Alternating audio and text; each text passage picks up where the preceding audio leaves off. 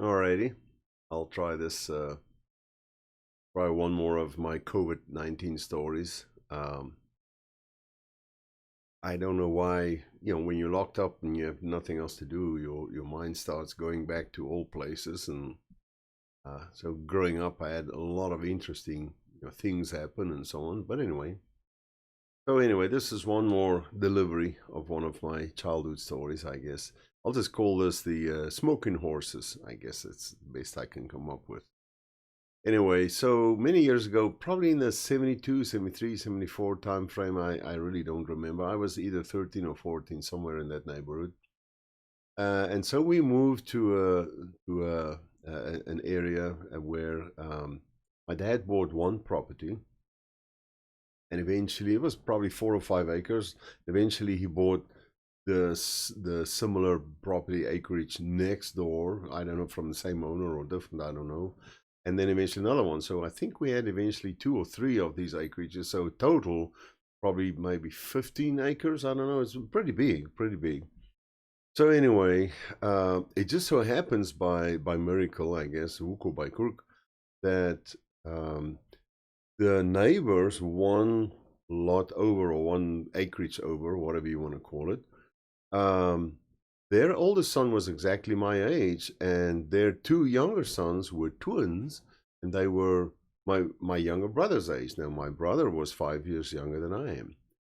But anyway, so as things go, children are always, the younger ones, they're always spying on the older ones. What are they doing? Or what can we catch them with? But anyway, so the neighbors across over, which their older son became my best buddy eventually. They had 2 horses. One was brown. They called him, what did they call him? Smokey. And the other one was black, and they called him Blackie. Okay, very original. But anyway, so my dad decided, well, and they were really nice horses. They jumped in what they participated in what they call gymkhana. So they would, bounce and do all kinds of stuff and jump over poles and whatever, right? So my dad decided, well, no, well, the neighbors have horses, and we got to get horses too. So he did, and I don't know where he found the horses, but one of the ones. At first, I didn't know the name. Now later, our parents, called this horse that I had uh, Elvis. The reason why the horse was called Elvis will become apparent soon. But anyway, Blackie, my best friend's horse, was a female horse. Elvis, the horse that I rode on, was not a female horse. He was an uncut stallion. And so whenever we went out to ride, Blackie would be a trained horse, and you jump poles and crap, and he would come to this wild red stallion thing that I was driving. And as soon as the horses get in close proximity, my horse became really difficult to control. It's almost like my horse didn't care about who was on its back. And of course, you know why. Initially, we didn't know what the heck's going on. I was 13 or 14 years old. Eventually, we figured out real quick what's going on. So my buddy, my best friend, said, "You have to look at what's going on underneath that horse."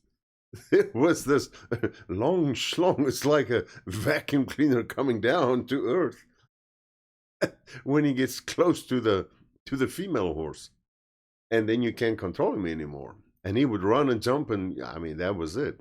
But anyway, so we figured out how to kind of like manage it. As long as his horse didn't turn her butt towards my horse's head, we would be okay. Or we just keep them running. I mean, what you gonna do?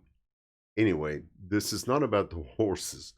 This is really about the my buddy and me were at that age, 13 or 14, and like, hey, I have some, you know, some guys at school. They got cigarettes. Really? Yeah, yeah, yeah, yeah, yeah. Okay, so what's the cigarette thing?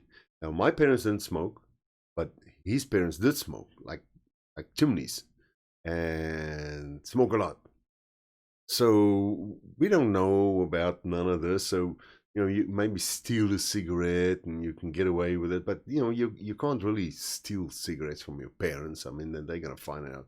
So we came up with a scheme. I said, okay, what you do is of course, his parents, when they're done smoking in the evening, they have all these ashtrays standing around full of little cigarette butts, but they don't smoke it all, to the end. There's like enough tobacco left that if you can like squeeze it out, then you'll have enough tobacco to roll something, right? Okay, so we figured, okay, so his job was to get a little plastic bag and collect during the week, collect all these cigarette butts, and then on a weekend, when we get together, me and him at our secret place, we would fill up our stash, and eventually, when we have enough stash, a big bag of little cigarette butts, we can squeeze all the leftover tobacco out, and we can have enough tobacco to make ourselves a big bong or something.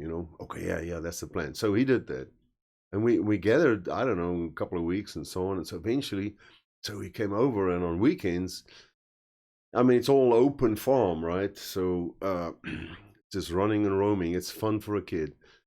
But the little ones, the little 5-year younger ones, they were probably, what was it, like 9 years old or something? I mean, they are just all into following their older brothers, and just like, what can we, like, we can leopard crawl and see what they do and go tell the parents or something. So anyway, they eventually found us where we were in our secret place, and they saw the bag full of cigarette butts, and they're like, "Whoa, now we got you! Yeah, we're gonna tell the parents now." No, like, and we, no, no, no, no, no, no, no, no, no. You don't understand what's going on. This is actually for the horses, because the horses like little cigarette butts. So we are collecting all of this, and if you want to help, that's fine. But we're collecting all of these cigarette butts, and when we have a whole bag full, we're gonna take it and give it to the horses because they love it. Well, the little twins, they didn't believe it, and of course my younger brother, he didn't believe it. So they like hightailed to the parents, and the first opportunity they got, they told the parents, "Oh, him and they're giving cigarettes to the horses, and whatever." Oh, it was either the next day or whenever the weekend broke, or I forgot what. But anyway, here we got summoned by the parents. Okay, what's going on? What's the cigarette story? And like, well, we tried all kinds of like this, that, and the other, and of course, down stupid, they knew exactly that this is not for the horses.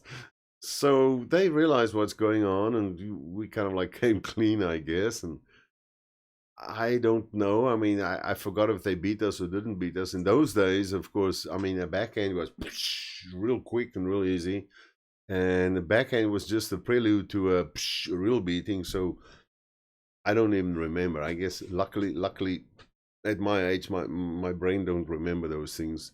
But anyway, that's the end of the story. That was the story of that. There was no more collecting cigarette butts. No more this, no more that. But of course, that just showed us, be very careful of younger brothers and their little younger friends, because they always will find you. Anyway, and that was it. That's the story of Elvis the horse and the cigarettes that they never got. Okay.